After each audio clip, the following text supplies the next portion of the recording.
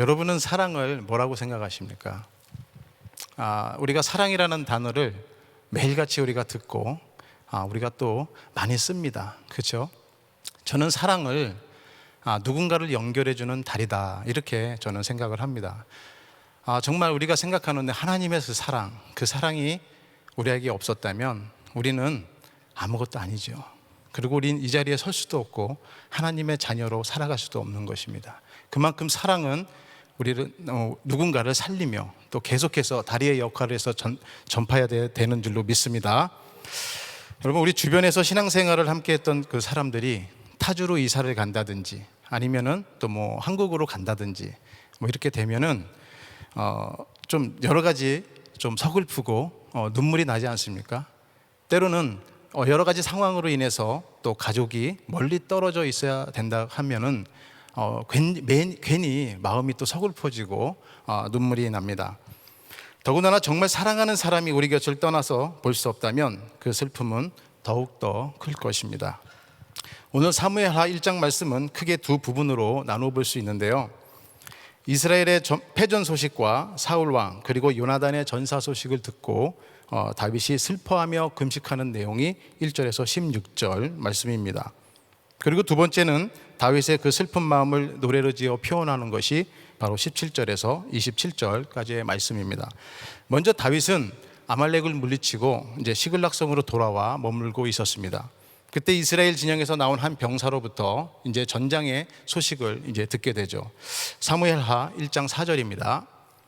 그들이 다윗이 그에게 이르되 일이 어떻게 되었느냐, 너는 내게 말하라. 그가 대답하되 군사가 전쟁 중에 도망가기도 하였고 무리 가운데 엎드려져 죽은 자도 많았고 사울과 그의 아들 요나단도 죽었나이다 하는지라. 이렇게 전장의 소식을 들은 다윗은요, 슬퍼하며 또 금식하였다고 이렇게 성경은 말씀하고 있어요. 1장 11절에서 12절입니다. 이에 다윗이 자기 옷을 잡아 찢음에 함께 있는 모든 사람도 그리하고 사울과 그의 아들 요나단과 여호와의 백성과 이스라엘 족속의 칼의 죽음으로 말미암아 저녁 때까지 슬퍼하여 울며 금식하니라. 당시 옷을 찢는 행동이나 또 이렇게 금식하는 것은 바로 일반적으로 가까운 사람의 부고를 들었거나 또 극한 슬픔에 있을 때, 그랬을 때 나오는 그런 감정의 표현들입니다. 이런 감정의 표현을 오늘 다윗이 하는 거예요. 그 전장의 소식을 듣고 왕과 또 요나단과 또 전쟁에 참여한 하나님의 그 백성들이 전사했다는 소식을 듣고 이렇게 감정을 표현하며 슬퍼했던 겁니다. 그렇다면 왜 이렇게 다윗은 옷을 찢고 금식하며 이렇게 극도로 슬퍼했을까라는 것입니다. 그것은 사울 왕과 요나단 그리고 하나님의 그 백성들이, 전사한 그 하나님의 백성들이 바로 이방인들의 손에 의해서 죽었다라는 거예요. 그 마음이 너무너무 슬픈 겁니다. 그 사랑하는 사람들이 죽었음을 슬퍼하는 그런 감정이죠. 여러분, 사울 왕의 죽음은요, 곧 이스라엘의 멸망을 얘기하는 겁니다. 하나님의 영광을 가리는 일이라는 것이죠. 누구보다도 블레셋 군대를 잘 알고 있었던 다윗이었습니다. 다윗은 이번 전쟁이 블레셋이 잘해서, 싸움을 잘해서, 군사적으로 강해서 이겼다고 생각하지 않았을 것입니다. 이 이스라엘의 패전은 바로 하나님의 심판이었다는 것을 다윗은 너무너무 잘 알고 있었기 때문에 더욱더 가슴이 아프고 안타까웠지 않았나, 이런 생각을 해봅니다.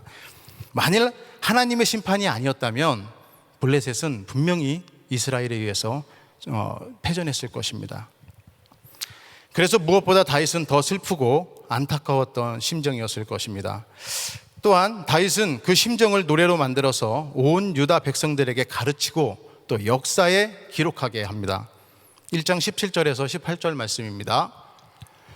다윗이 이 슬픈 노래로 사울과 그의 아들 요나단을 조상하고 명령하여 그것을 유다 족속에게 가르치라 하였으니 곧 활노래라 야살의 책에 기록되었으되. 여기서 유다 족속에 가르치라고 한 것은 바로 유다의 모든 백성들에게 사울 왕과 또 요나단과 전쟁에 참여한 그 하나님들의 그 백성들, 전사한 백성들을 위해서 최상의 경의를 표해라라는 그런 마음을 백성들에게 전하는 것입니다. 이것을 기록해서 알리라는 것이죠. 그리고 다윗은 계속해서 이 두 용사의 죽음을 블레셋 지역에 알리지 말라고도 이렇게 간구를 하죠. 1장 20절 말씀입니다. 이 일을 가드에도 알리지 말며 아스골론 거리에도 전파하지 말지어다. 블레셋 사람들의 딸들이 즐거워할까? 할례 받지 못한 자의 딸들이 개가를 부를까 염려로다. 여기서 개가를 부를까 염려로다라는 그 의미는 고소한 듯 바라보면서 흡족해하는 그런 모습을 표현하는 겁니다. 당시 고대 전쟁에서 승리를 하게 되면은 자신들의 강인함을 또 알리기 위해서, 또 자랑하기 위해서 큰 축제를 엽니다. 그랬을 때 그 축제에서 하나님의 기름 부음 받은 그 사울 왕의 죽음과 또 이스라엘의 패배를 말하면서 조롱하면서 블레셋들이 축제하는 것을 다윗은 치욕으로 생각하며 하나님의 수치로 생각했던 겁니다. 그래서 알리지 말라고 그렇게 말씀을 하고 있는 겁니다. 그리고 계속해서 다윗은 형 요나단을 위하여 그를 기억하며 그의 죽음을 애도하는 노래를 합니다. 사무엘하 1장 26절입니다. 내 형 요나단이여 내가 그대를 애통함은 그대는 내게 심히 아름다움이라 그대가 나를 사랑함이 기하여 여인의 사랑보다 더하였도다. 아멘. 다윗은 요나단이 늘 자신을 위해 헌신적인 사랑과 또 격려와 모든 것을 사랑을 준 그런 것을 감사하며 잘 기억하고 있었습니다. 특별히 요나단은요, 하나님의 섭리를 또한 잘 알고 있었던 사람입니다. 그래서 무엇보다 하나님의 뜻을 거르지 않기 위해서 자신의 왕권도 포기하며 다윗을 격려하는 그런 모습을 봅니다. 다시 말하면 요나단은 하나님의 계획과 뜻을 이미 잘 알고 있었기 때문에 그 뜻에 따라 순종해 나가는 참된 그런 인격의 성품을 가진 인격을 가진 사람이었던 것이죠. 그래서 26절에 다윗은 이렇게 표현합니다. 나를 사랑함이 기하여 여인의 사랑보다 더하였도다. 이렇게 다윗은 노래로 표현하며 고백하는 것이죠. 이러한 요나단의 헌신적인 사랑, 그런 헌신적인 사랑과 격려와 그런 것들이 우리들의 신앙에도 있어야 되는 줄로 믿습니다. 또 요한복음 7장 37절에서 53절까지의 그 말씀은 이제 예수님께서 초막절 마지막 날 이제 초막절의 핵심인 그 물에 대해서 이제 말씀하시면서 영적 생수인 그 성령에 대해서 말씀하는 내용입니다. 다시 말하면 줄이고 목마른 영혼들에게 예수님 자신의 그 생명의 떡, 그리고 예수님이 또 생명의 물이다, 그리고 그 생명의 물을 공급하는 메시아임을 선언하는 그런 내용이라는 것이죠. 요한복음 7장 37절에서 38절을 보겠습니다. 명절 끝날 곧 큰 날에 예수께서 서서 외쳐 이르시되 누구든지 목마르거든 내게로 와서 마시라. 나를 믿는 자는 성경의 이름과 같이 그 배에서 생수의 강이 흘러나오리라 하시니. 아멘. 여러분, 초막절에 대해서 잠깐 설명을 드리면 초막절은 총 7일 동안에 이렇게 예식을 드리게 됩니다. 그리고 이제 마지막 8일째에 이제 성회로 이제 같이 성전에 모여서 성회로 이제 집회를 하게 되는데요. 이럴 때 이제 중요한 것은 뭐냐면 바로 실로암에서 연못에서 물을 길어다가 이제 성전의 제단에 봉헌하면서 이제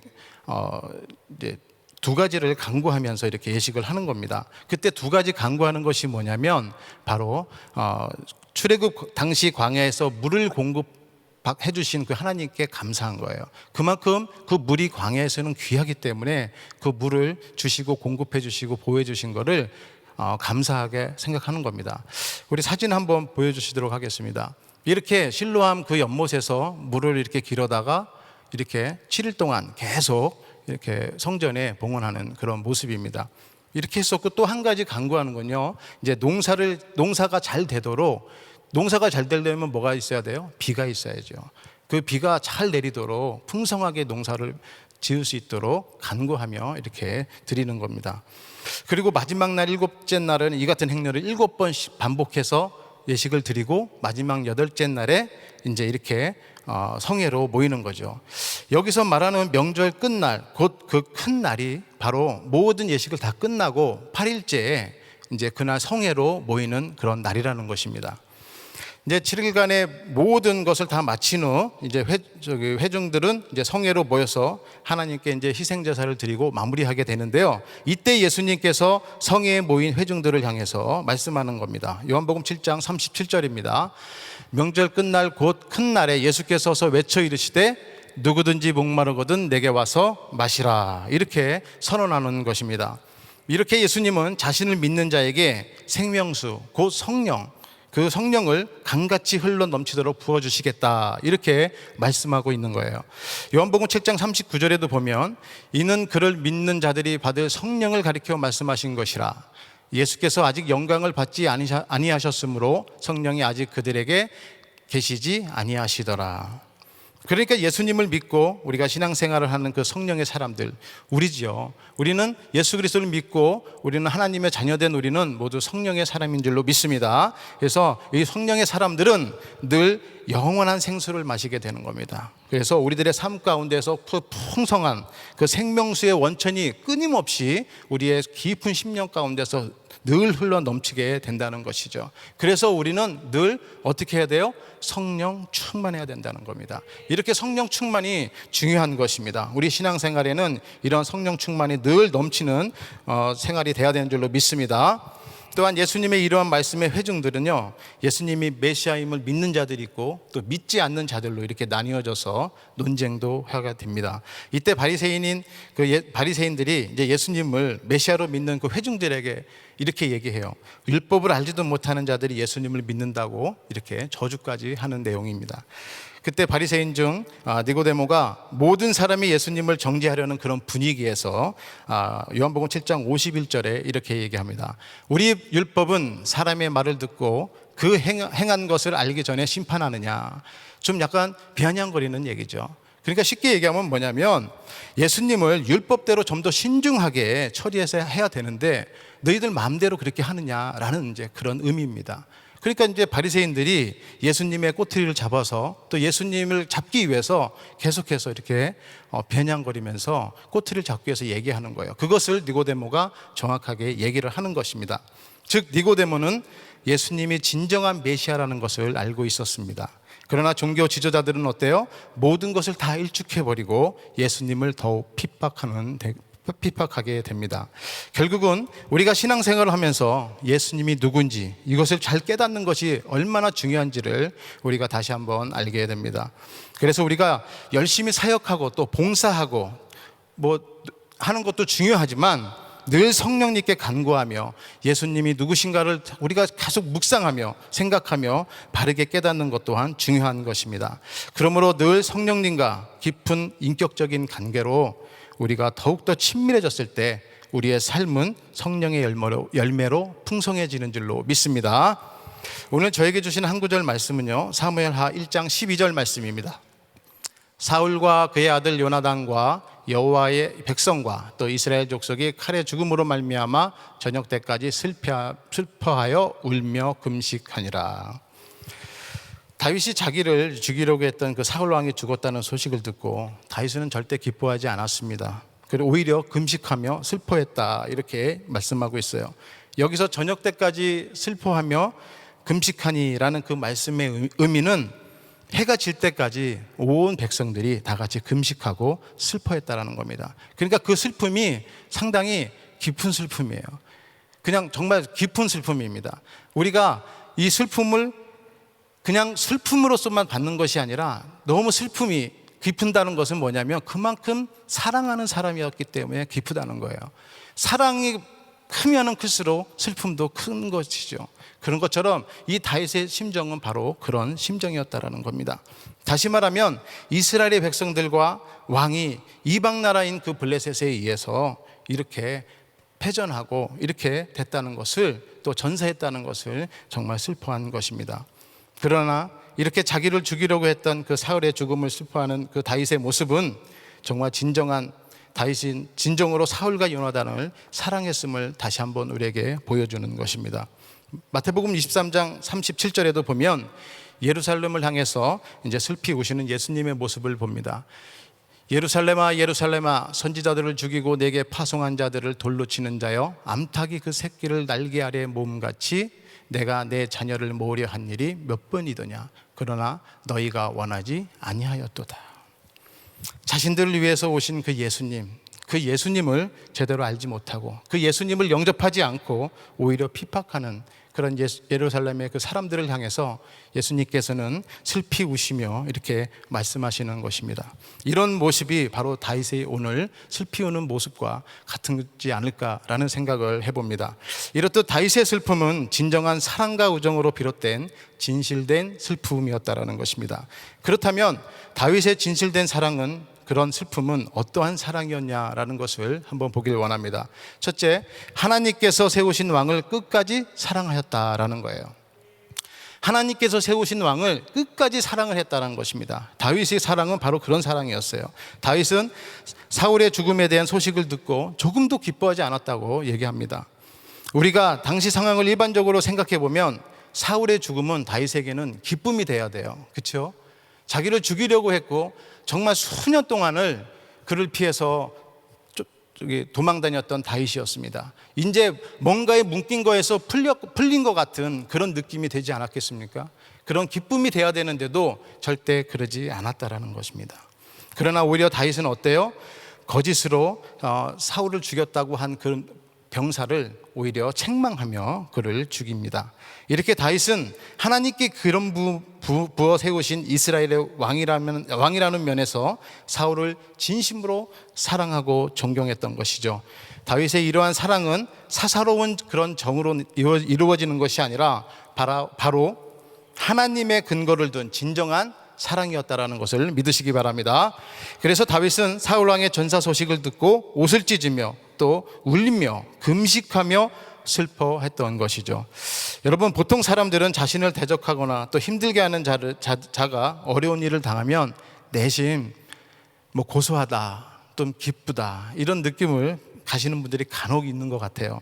그러나 하나님의 은혜 가운데 자녀된 우리들은요, 절대 그러지면 안 됩니다. 그래서 함께 슬퍼하며 또 위로하며 진정한 사랑을 나눠야 되는 줄로 믿습니다. 이랬을 때 하나님의 영광이 우리들에게 임하는 줄로 임하게 되는 것입니다. 로마서 12장 20절 말씀에서도 보면요, 내 원수가 저리거든 먹이고 목마르거든 마시게 하라. 그리함으로 내가 숯불을 그 머리 위에 쌓아 놓으리라. 이렇게 말씀하세요. 내가 숯불을 그 머리 위에 쌓아 놓으리라 라는 그 말씀은요, 원수에게 더 큰 은혜를 베푸라는 거예요. 더 큰 은혜를 베풀어서 그 원수가 스스로 자신이 스스로가 그 자기의 행위를 부끄럽게 생각을 하게끔 한다는 겁니다. 그래서 그 부끄럽게 생각한 그 원수가 어떻게 해요? 스스로 다시 돌아온다라는 겁니다. 그래서 이렇게 숯불을 머리에 쌓아 놓으리라, 이런 말씀을 하고 있는 겁니다. 그러니까 그리스도인으로 우리가 함께 하는 우리 공동체는 기쁨과 또 슬픔을 함께 나눔으로 진정한 사랑의 공동체가 되어야 되는 줄로 믿습니다.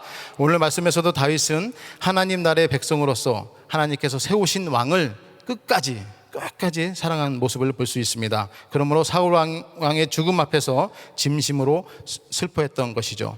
두 번째는 변하지 않는 우정과 의리의 사랑이었다라는 거예요. 사무엘하 1장 26절을 보면 내 형 요나단이여, 내가 그대를 애통함은 그대는 내게 심히 아름다움이라. 그대가 나를 사랑함이 기이하여 여인의 사랑보다 더하였도다. 이렇게 말씀하고 있어요.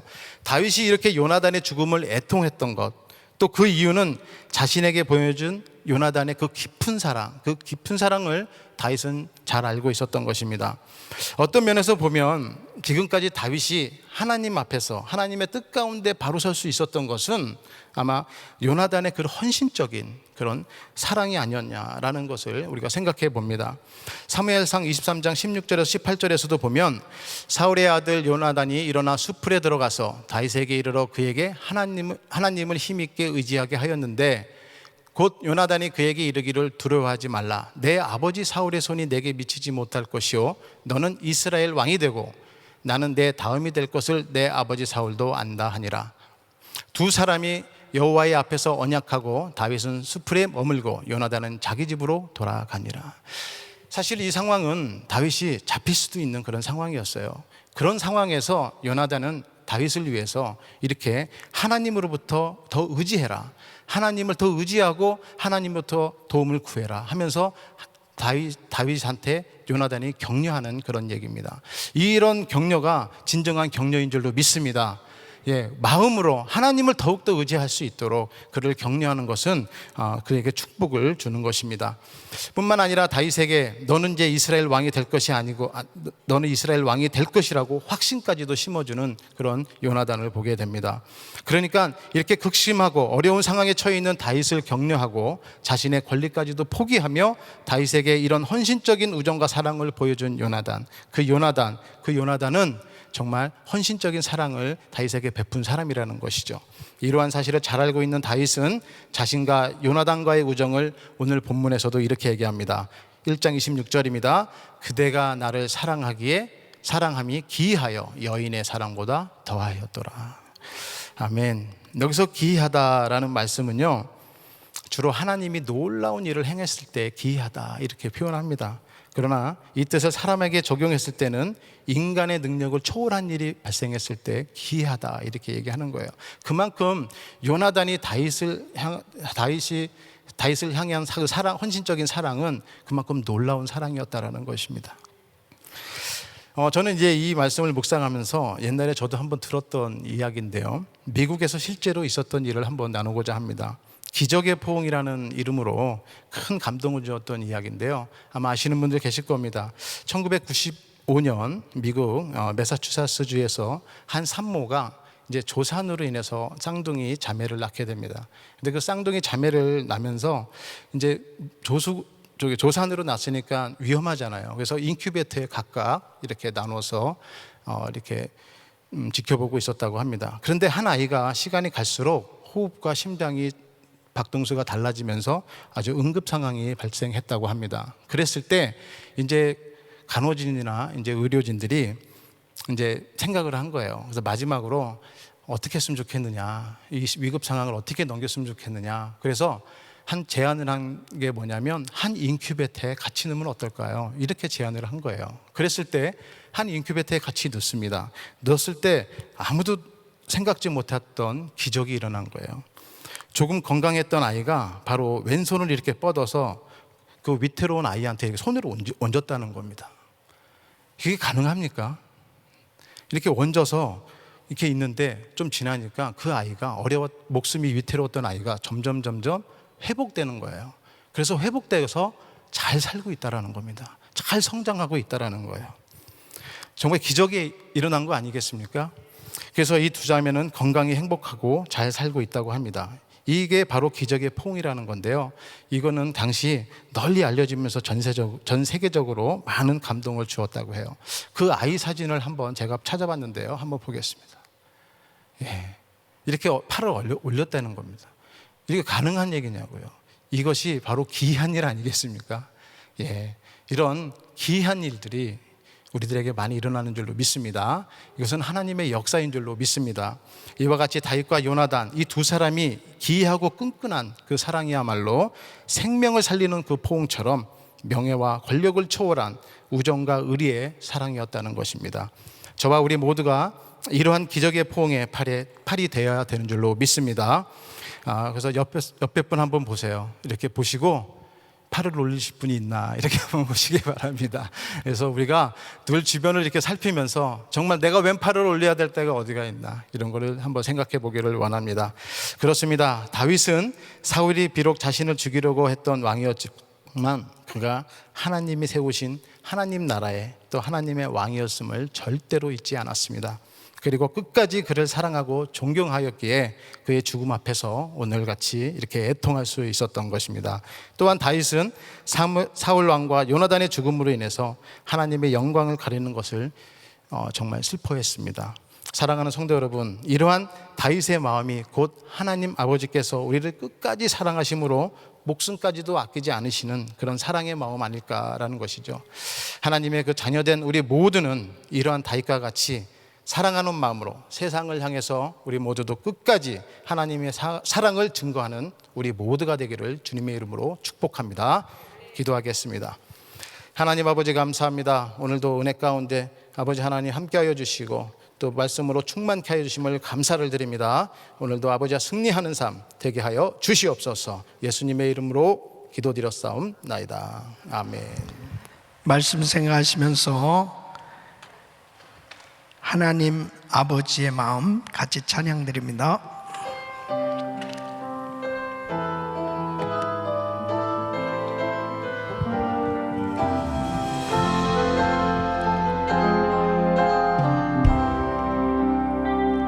아버지 당신의 마음이 있는 곳에 나의 마음이 있기를 원해요. 아버지 당신의 눈물이 보인 곳에 나의 눈물이 보이길 원해요. 아버지 당신이 바라보는 영혼에게 나의 그 눈이 향하길 원해요. 아버지 당신이 울고 있는 어두운 땅에 나의 두 발이 향하길 원해요. 두 손 높이 드시고 나의 마음이 아버지의 마음 알아. 내 모든 뜻 아버지의 뜻이 될 수 있기를 나의 온몸이 아버지의 마음 알아.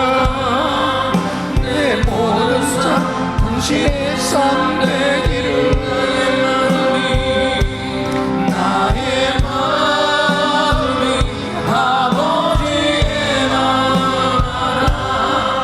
내 모든 뜻 아버지의 뜻이 될 수 있기를 나의 온몸이 아버지의 마음 알아. 내 모든 삶 당신의 삶 되기를. 아멘.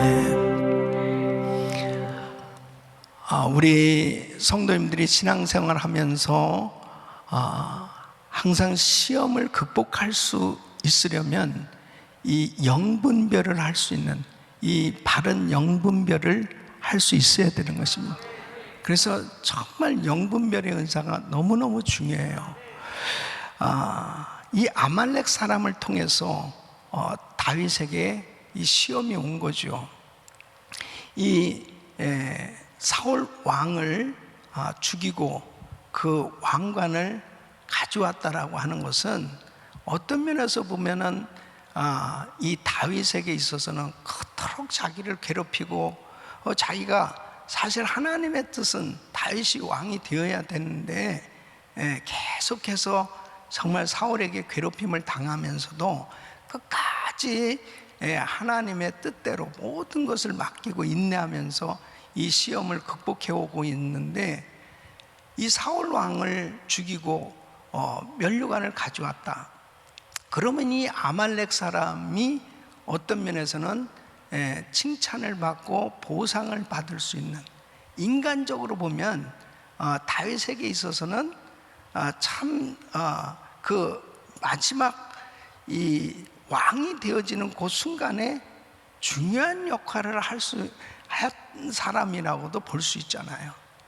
그런데 다윗이 어떻게 합니까? 이 아말렉 사람을 죽입니다. 그 이유가 뭐예요? 하나님의 뜻은 아말렉은 대대로 싸워야 될 하나님의 대적이기 때문에 이것은 반드시 악의 세력으로 하나님께서 규정을 하고 있기 때문에 타협이 되어져서는 안 되는 부분입니다. 이것을 다윗은 바로 분별하고 절대적으로 그런 부분과 타협하지 아니하고 철저하게 물리칠 뿐 아니라 사울과 요나단의 죽음을 애통해하면서 애가를 지어서 정말 슬퍼하면서 금식하는 이 다윗의 모습을 보게 됩니다.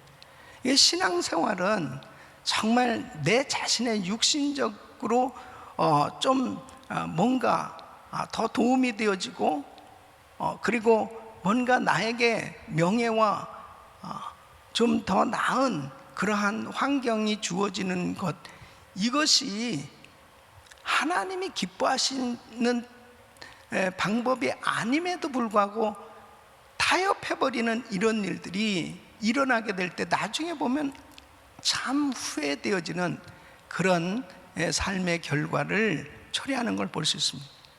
영분별의 은사를 받아야 됩니다. 바른 영분별을 해야 됩니다. 이 마지막 때 정말 혼탁해져가는 이 세대 가운데 항상 하나님의 말씀으로 바르게 분별할 수 있기를 바랍니다. 그러기 위해서 중요한 것은 성령 충만함을 받아야 되는 거죠. 배에서 생수의 강이 흘러 넘치리라. 바로 우리 주님께서 그렇게 성령 받으라고 강조하셨던 이유가 여기 있어요. 하나님의 깊은 것이라도 통찰하신 그 거룩하신 성령님, 성령 충만해야 하나님의 뜻을 분별할 수 있습니다. 그래서 우리는 날마다 하나님 앞에 성령 충만을 구하고 영분별의 은사를 주셔서 정말 순간순간마다 닥쳐오는 그런 시험들을 하나님의 말씀으로 잘 분별하고 극복하고 승리할 수 있기를 예수 그리스도 이름으로 축원합니다. 두 손을 가슴에 모으시고 몸이 아픈 분들은 아픈 곳에 손 얹으십시오. 거룩하신 아버지 하나님, 하나님 앞에 바른 영적 분별력을 가지기를 원하오니 아버지 하나님, 성령 충만함을 부어 주시옵소서. 영분별의 은사를 주셔서 정말 하나님이 기뻐하시는, 하나님이 원하시는 뜻대로, 하나님의 뜻대로 순종할 수 있는 저희들이 되게 하여 주시옵소서. 은혜를 부어 주시옵소서. 이 시간도 주의 피 묻은 손으로 안수해 주시기를 원합니다. 아버지 하나님, 역사하여 주옵소서. 코로나 바이러스 소멸될지어다. 모든 병만은 떠나갈지어다. 모든 암세포는 없어질지어다. 예수 그리스도 명하노니 모든 수치는 정상이 될지어다. 주여 만져 주시옵소서.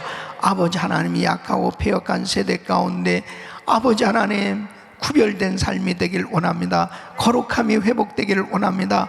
주여 역사하여 주시옵소서. 이번 부흥성회를 통하여 영적인 원리들을 깨닫게 하여 주시고 영분별의 은사를 받는 시간이 되게 하여 주시옵시고, 영의 눈이 열려지게 하여 주시옵시고, 영의 귀가 열려지게 하여 주시옵시고, 바른 판단력과 분별력을 가질 수 있도록 도와 주시옵소서. 역사하여 주시옵소서. 은혜를 베풀어 주시옵소서. 성령 충만함으로 함께하여 주시옵소서. 이제는 우리 주 예수 그리스도의 은혜와 우리 하나님 아버지의 그 무한하신 사랑과 성령님의 감동 감화 교통 충만하신 은총이 성령 충만함을 받아서 하나님의 그 거룩하신 뜻을 깨닫고 바른 분별력을 가지고 시험을 잘 극복하며 승리하기를 원하는 모든 성도들 머리 위 이제로부터 영원토록 함께 있을지어다. 아멘.